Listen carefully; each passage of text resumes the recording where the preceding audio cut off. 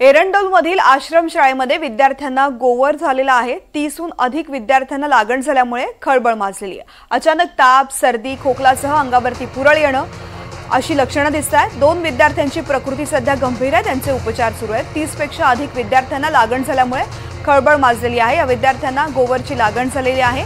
मंगेश जोशी या संदर्भातली माहिती देतात। मंगेश, काय नेमकं घडलेलं आहे, कशा प्रकारे उपचार सुरू आहेत या मुलांवर?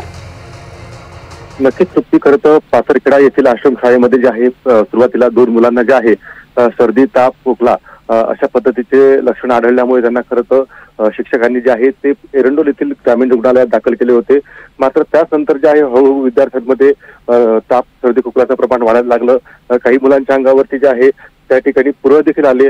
त्यामुळे शिक्षकांनी जे आहे तातडीने सर्व मुलांना पहिले ग्रामीण रुग्णालयात दाखल केले। त्यानंतर त्या सर्व विद्यार्थ्यांना जे आहे त्या जळगाव जिल्हा रुग्णालयात जे आहे ते उपचारासाठी दाखल करण्यात आलेले आहे।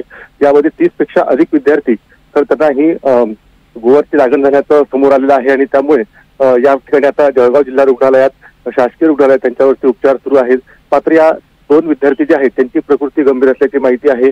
पण ज्या पद्धतीने हे अचानकपणे एकाच वेळी सर्व विद्यार्थ्यांना ही लागण झाल्यामुळे साथीच्या रोगामुळे हा प्रादुर्भाव झाल्याचा अंदाज जो आहे तो वैद्यकीय अधिकाऱ्यांनी वर्तवला आहे।